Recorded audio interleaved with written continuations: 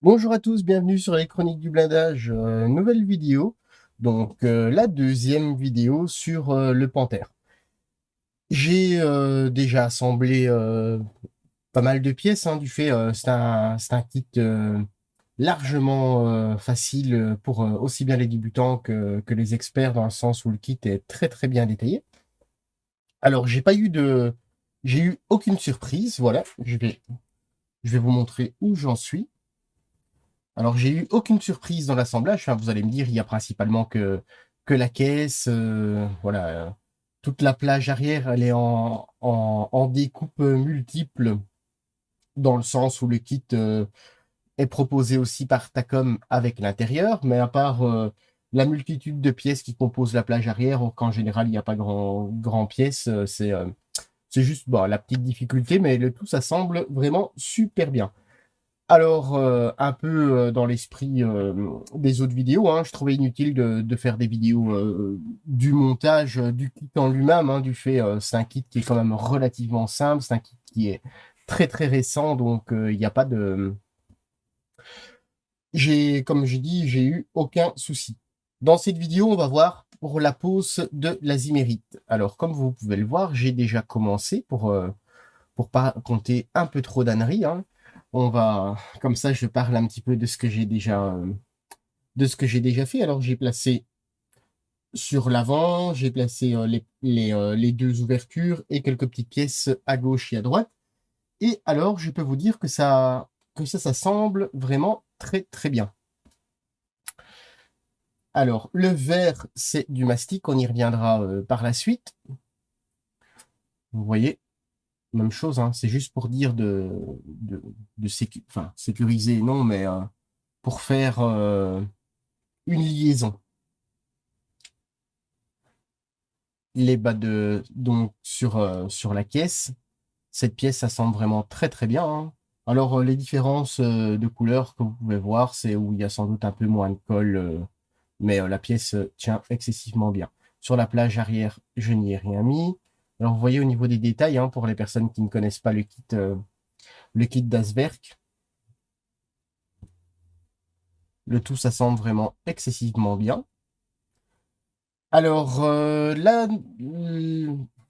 on va regarder la tourelle. Voilà, sur la tourelle aussi, j'ai bossé un petit peu. Voilà.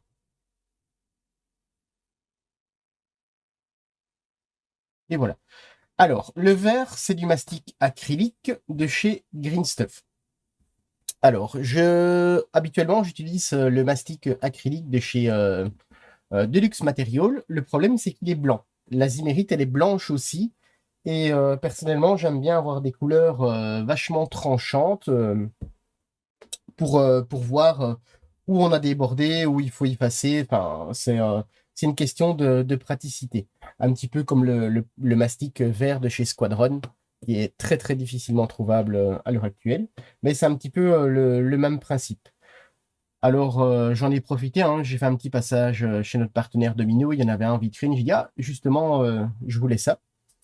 Donc, principalement, on va utiliser ça. Et alors, ce mastic-là, il a la partie, ben, après quelques petits essais, hein, il est beaucoup plus, comment dire, il est beaucoup plus dense qu'un autre, que les autres mastics acryliques. Donc, vous pouvez reboucher des trucs, des épaisseurs un petit peu plus conséquentes. Par contre, à l'eau, je vous le dis franchement, il se nettoie pas très bien. Alors, j'ai essayé et ça fonctionne très bien avec l'acrylic Tiner de chez Amo et l'airbrush cleaner de chez Valero. Tout simplement, c'est sans doute avec le X20A aussi de chez Tamiya, il n'y aurait aucun souci. En fait, il y a un tout petit peu d'alcool dedans et je suppose que ça le réactive un petit peu plus.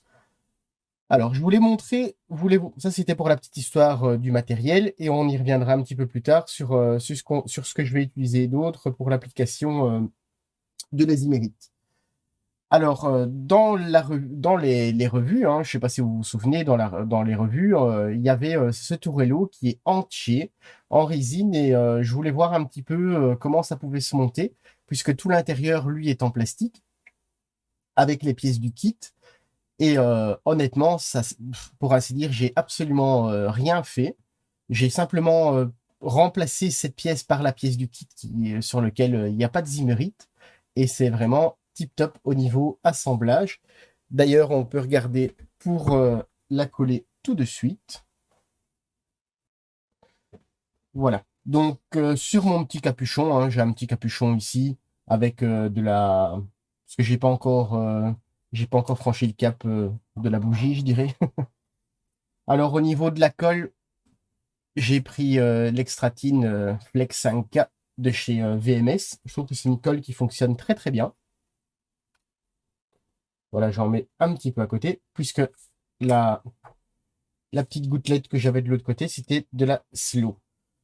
On peut voir au niveau de l'assemblage, hein, il y a le petit ergot qui est là au-dessus, identiquement comme la pièce de chez Laswerk, et vous voyez que ça s'assemble vraiment très très bien. Alors bien évidemment, on pourra remettre un petit peu de mastic acrylique. Là, on utilisera le mastic de chez Deluxe Material, qui est vraiment la particularité d'être excessivement fin. Alors j'ai mon petit porte-forêt, hein, un peu comme tout le monde, ou maintenant on pouvait faire aussi avec un cure-dent, hein, peu importe. Hein.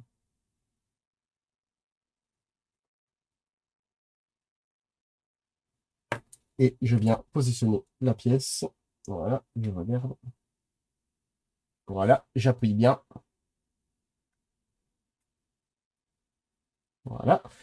Et alors, j'utilise ici. Voilà.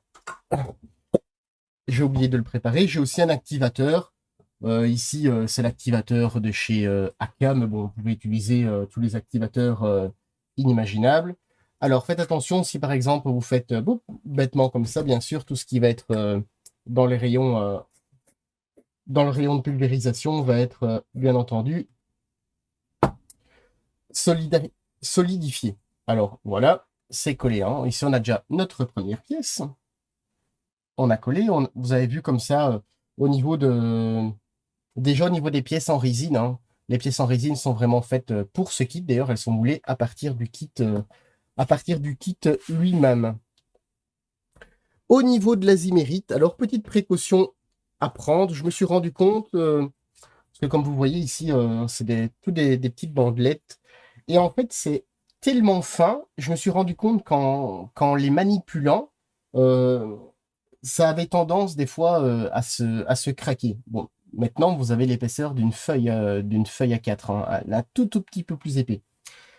Donc, pour éviter ce problème, j'ai découpé en fait des morceaux, tout simplement, hein, puisque bon, c'est pas très compliqué. Il y a une gauche, droite. Il y a pas de plan de montage, mais pour ainsi dire, il y a vraiment rien de très compliqué là-dedans. Alors, je les ai découpés comme ça me fait un petit morceau un peu plus rigide et il n'y a aucun problème de casse. Pour, on va mettre tout ça de côté. Alors, pour les découpes, hein, il n'y a rien de plus simple. Vous avez ici, la feuille, elle est parfaitement lisse. Je prends mon scalpel, je dégrossis directement. Et ensuite, je viens me caler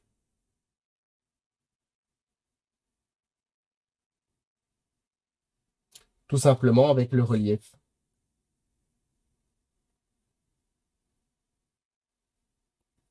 C'est vraiment un jeu d'enfant, en fait. Il y a vraiment rien à faire. Rien à faire. Alors, j'ai été étonné moi-même, même pour la mise en forme. Hein, en fait, la résine, elle est tellement fine qu'il n'y a pas besoin de la chauffer ni quoi que ce soit. Alors ici, on a le rond, hein, même chose.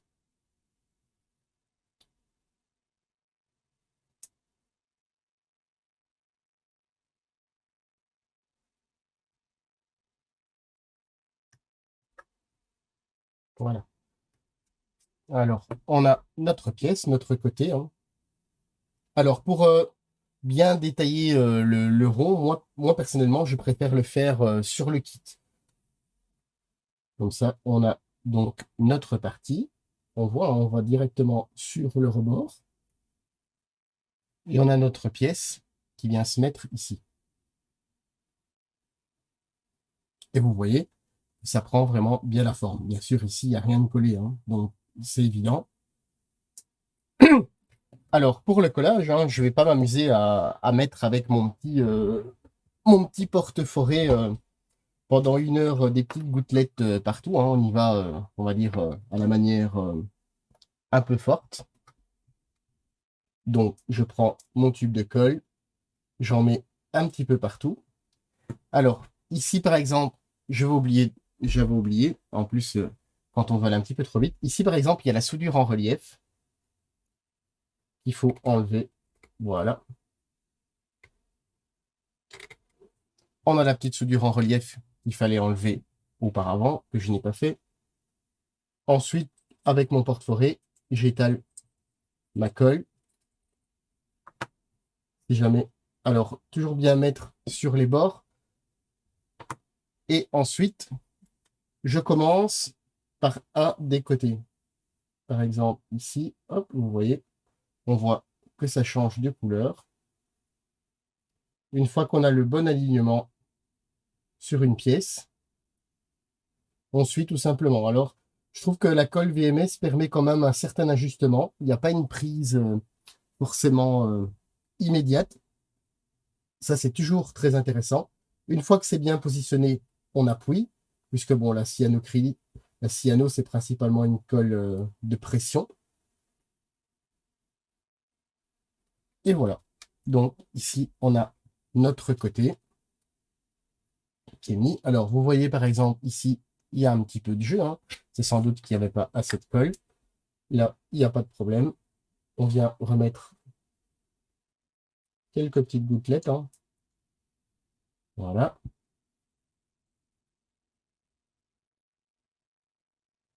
Alors, je ne me fais pas avoir, j'appuie pas avec mes doigts.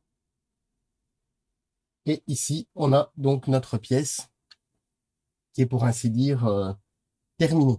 Alors, il n'y a pas de problème. Si jamais, moi personnellement, ça m'est arrivé sur les autres pièces, si on déborde, il n'y a vraiment aucun souci, dans le sens où on vient mettre du debounder et l'affaire est jouée. Donc, vous voyez, hein, l'épaisseur, elle est vraiment ultra fine. Alors, vous allez me dire, voilà, il y a des joints et c'est là qu'on va rectifier un petit peu, dans le sens où la résine a quand même toujours soit de la rétraction ou autre. Pour tout le kit, c'est un peu la même chose. Donc, il y a un petit peu de travail quand même. Voilà, ici, tout a bien pris, hein. Je sécurise un petit peu avec un petit peu d'accélérateur. Comme ça, on a une surface qui est quand même relativement propre et sèche, hein. Alors maintenant, pour le décoller, c'est impossible. On a un côté. Alors, pour récupérer, je dirais, c'est pas forcément une épaisseur, hein, c'est un joint. D'abord, regardez quelques photos de référence. Il y a plusieurs solutions. Soit vous utilisez le mastic acrylique, vous venez mettre du mastic acrylique pour combler ce petit joint, un peu comme on pourrait faire sur les avions. Ou alors, vous pouvez aussi utiliser, si jamais, du Mister Surfaceur. Le 1200, lui, est vraiment très... la granulométrie est vraiment très très faible et c'est relativement liquide. Et le 500, lui, est beaucoup plus épais. D'ailleurs, on peut l'utiliser aussi pour faire une texture de fonderie. On peut utiliser ce produit. Avec le mastic Tamiya, personnellement, je ne le conseille pas trop dans le sens où il est un peu moins facile à contrôler. Alors, vous voyez, il y a une petite seringue, hein. On va regarder si c'est pas séché au bout. Alors, comme je le disais, il est un petit peu plus épais que les autres mastiques, hein.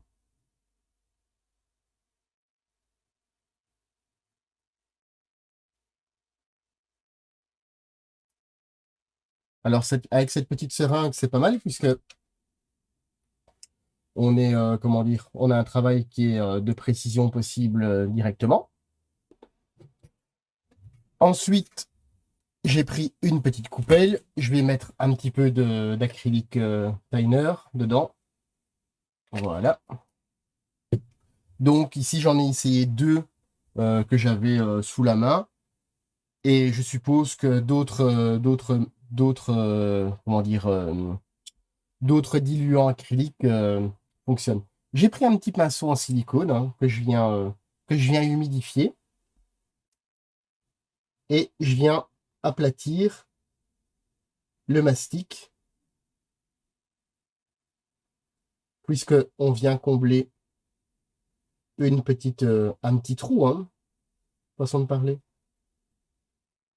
Voilà. Alors par exemple, vous voyez au niveau, voilà. Donc ici, on a encore un petit, euh, un petit trou manquant. Alors l'avantage du pinceau en silicone, c'est que bien évidemment le mastic ne colle pas dessus comparé à un pinceau traditionnel, hein. Et voilà. Alors l'avantage aussi, c'est que le mastic acrylique, le thinner fait fondre un petit peu le mastic. Voilà. Et on laisse sécher. Ici, on en a pour ainsi dire, soit séché, ou alors ici, pour les besoins de la vidéo, je dirais, je passe avec mon petit coton-tige, hein. Voilà. Ici, on a un beau joint. Mais par contre, il est lisse du fait. Et encore une fois, chez Green Stuff, hein, c'est pas mal puisque on connaît tous le pinceau, le petit stylo avec les pointes en fibre. Et chez Green Stuff World, en fait, ils vendent un assortiment. Il y en a, attendez, je regarde, je pense qu'il y en a 4 ou 5 dans une pochette. Et en fait, il y a différentes mines, enfin, différentes charges, je dirais. Il y a des petites, il y a en plastique, il y a en laiton comme ici, il y a en métal. Enfin, voilà, il y a quelques petites pointes abrasives. Donc, c'est un lot hein, qui est vendu, c'est pas très très cher. Et avec ça, directement, je le prends. On est presque dans le frais, hein, et ça nous permet de récupérer une certaine texture. Je le fais dans un sens puis dans l'autre. Et ça nous permet de récupérer une certaine texture. Alors, une fois le mastic acrylique sec, bien évidemment, il y en a un petit peu dans les rainures de l'azimérite. Et je repasse en fait avec ça. C'est ce que j'ai fait sur tous les autres côtés. Donc, comme ceci, hein. Et en fait, on récupère tout simplement la gravure de l'azimérite du fait qu'elle est irrégulière. Et ici, on a une pointe avec des petits filaments de laiton.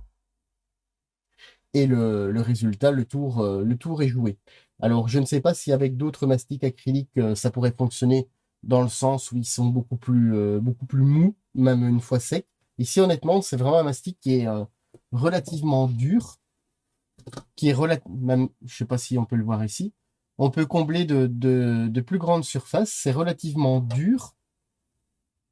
Et alors, il permet quand même la regravure. Et alors, l'avantage, il est vert, donc qui permet aussi d'avoir une plus grande visibilité.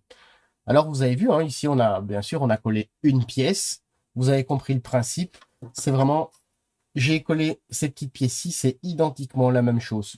Un petit peu de mastic sur le côté, et encore, ça, hein, c'est vraiment.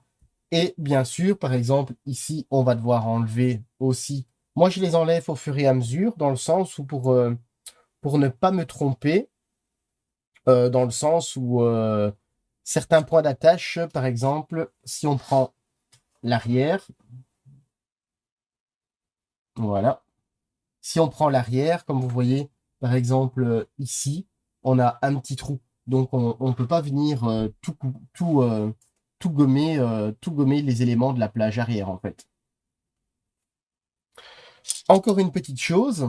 Ici, on a donc les coffres, hein, les coffres latéraux arrière. Vous avez vu, en plus, ils sont superbes.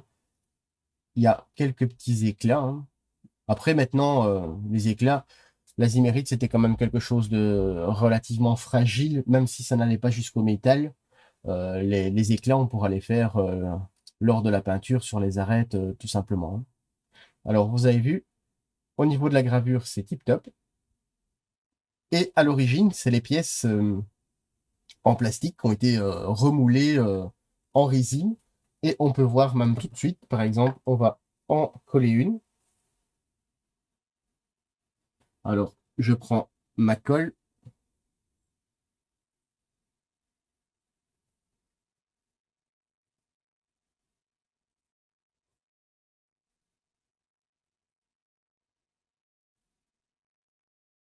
Vous voyez, si on doit faire autant de manipulations sur une grande pièce plate, on en a, en fait, quand on a commencé, c'est séché, hein. Quand on a fini, c'est séché, et quand on veut poser la pièce, c'est trop tard. Alors, vous voyez, je prends le premier trou, le deuxième, et voilà.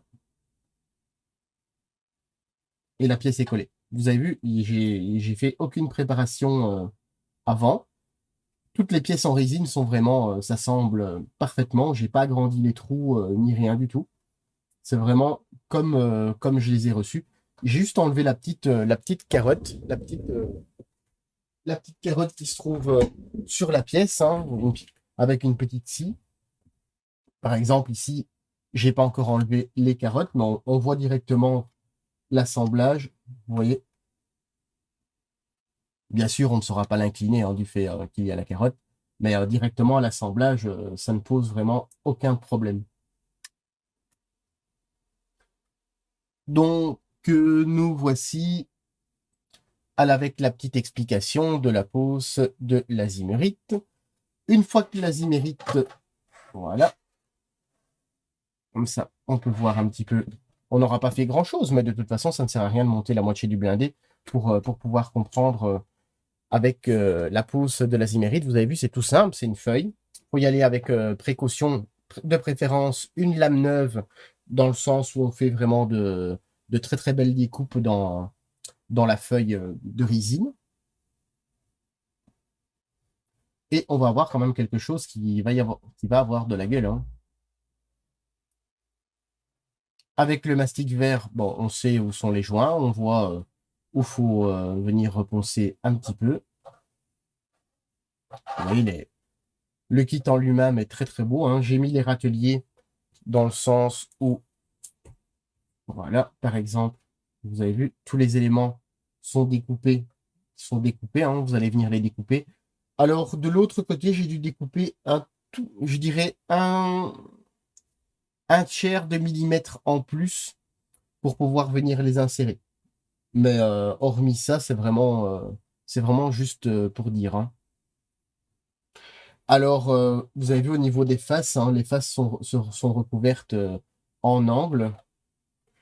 Et le mastic est vraiment, pour dire, du superflu, hein. C'est vraiment, enfin, superflu, oui et non, mais si on veut un travail de qualité, vous avez vu par exemple ici, on est vraiment avec l'angle de l'épaisseur de la feuille de résine.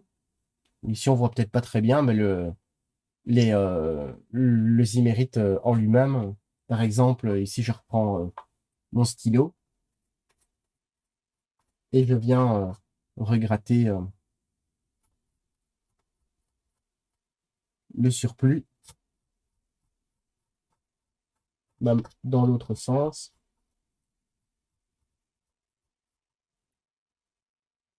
Alors, on a, de toute façon, les angles, c'est pas toujours parfait, hein, pour les personnes qui ont déjà eu l'âge.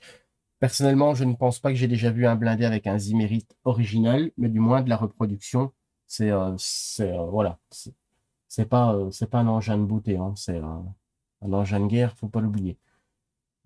Alors, ici, pour cette vidéo, hop là, pour cette vidéo d'explication un petit peu comment poser cette fameuse zimérite est terminée, hein. Ce sera pas la vidéo la plus longue, hein, du fait on accède à des phases un peu plus importantes. Moi, pour ma part, je vais assembler le reste des panneaux en zimérite, hein.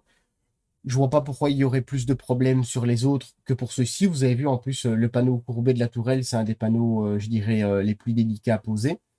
Du fait, on ne sait pas si ça va forcément épouser parfaitement la forme. Et ici, vous avez vu, c'est fait en direct. Enfin, en direct, non, c'est pas en direct, c'est un enregistrement. Mais du moins, il n'y a pas eu de coupe vidéo lors de la pose de ce panneau. Alors, lors de la prochaine vidéo, logiquement, le blindé sera pour ainsi dit terminé au niveau de la caisse et de la tourelle. Et on va voir au niveau du train de roulement comment traiter le train de roulement, du fait que c'est une opération assez chronophage. Et on va voir un petit peu ma technique, enfin du moins comment moi je fais pour que ce soit un peu moins chronophage. Et j'espère que cette petite vidéo et cette petite avancée, au final, il n'y aura pas forcément beaucoup de vidéos de montage, mais c'est des moments un peu clés. Sur ce, je vous dis à très bientôt sur les chroniques du blindage.